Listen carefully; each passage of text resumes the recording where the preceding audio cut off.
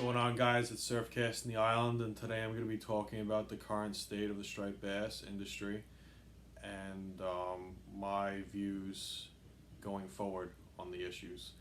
To be completely honest with you guys, I believe that the fishery has been on a downfall. Um, I refer to it as a progression regression type of deal. As I get better and better in my surf casting ability, it's getting much more difficult to find these fish as a whole. And the more and more people I speak to, especially people that are older than me, my father will even tell me, because he lived through the moratorium of the late 80s and early 90s. And exactly what happened there was, we had a bunch of small fish and a handful of big fish, and we started to lose that 20, 30 and 40 pound class size of fish, that middle class. And that's pretty much what supports the population as a whole, as opposed to the very young and the very old. And I'm just going based off of what I've seen, I'd say the past 5, 6 years.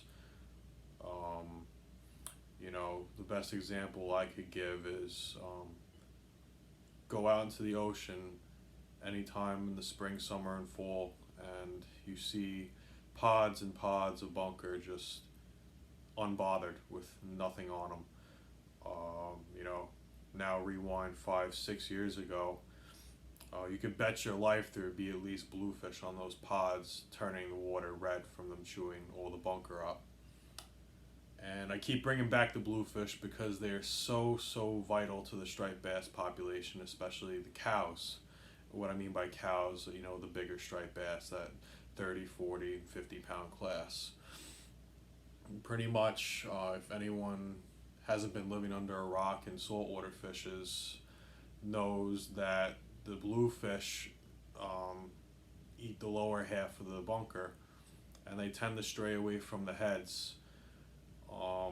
That's very important because the remainder from the pod falls to the bottom, and a lot of those big bass will scavenge whatever's left once that school of fish on a moving tide moves on.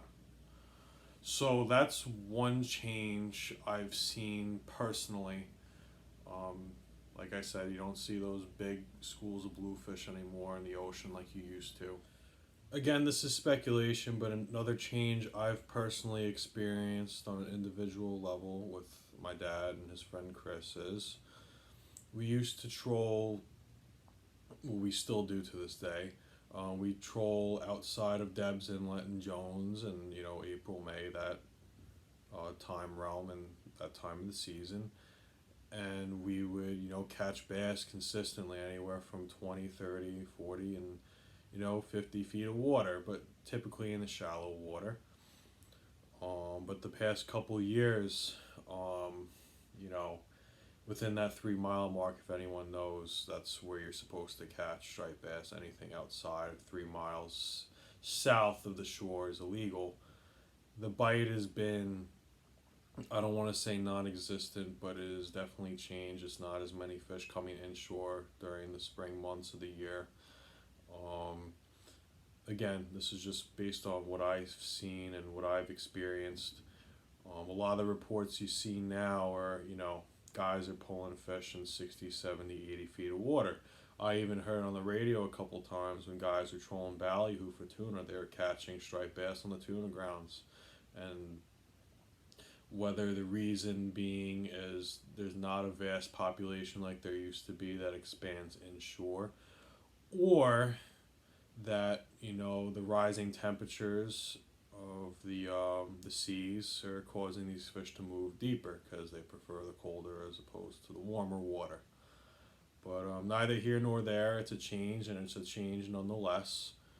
It's significant in my book. I've seen the change firsthand, and that is why I'm sharing it with you guys, that what's happening. Why aren't they expanding closer inshore? Why aren't they moving further east and consistently? So another change I've heard about and I haven't personally experienced is my fishing buddy Sammy used to tell me about the very big fish they used to catch in the mid-spring to late spring, approaching the June moon, and it was like clockwork. Every single year around the right moon and tide and wind, these fish would show up in these back estuaries. And they used to crack, 30, 40, 50 pound bass on metal lips and big Gibbs pencil poppers and whatnot. And he even told me, having a lot of experience, his roots were surf casting, that these fish just don't show out like they used to anymore. And it's very concerning in the sense that if this continues, there won't be many successful breeders to pass on those genes. And like I keep saying, it'll cause a decline in the population, and I feel like we are heading towards what might be another moratorium of catch and release only on the species that we hold so dear to us. So the final change I've experienced, not really physically experienced, but heard of through my father and his friend Chris, is we used to get a very big herring run from Thanksgiving on, and the bass would just be on them like clockwork again, just like the bass being on the bunker and the back bays in the spring. And he told me, back in the day they used to drift, live herring around Jones Inlet, and if you had 20 live herring in the live well, you had 20 bass in the boat. It was a given. Regardless of the herring still being around from Thanksgiving on, we've tried it and we just haven't had luck.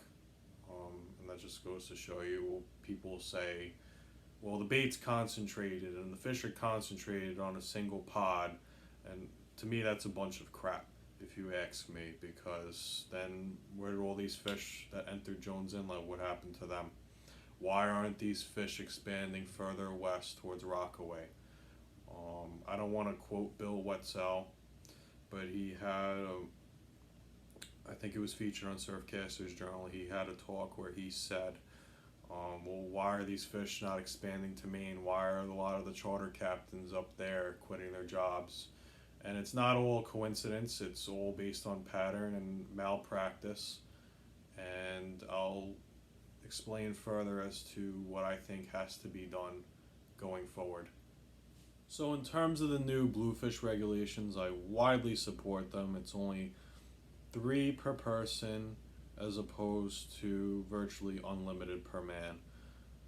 I really feel that we're going to see not only an increase in the population of bluefish if this practice is continued, but also the quality of fish being caught. We'll see more in what you call gators, mid and high teen size bluefish. And again, I keep bringing them back because it's very important, like I mentioned previously, to the striped bass population when they're feeding on bunker.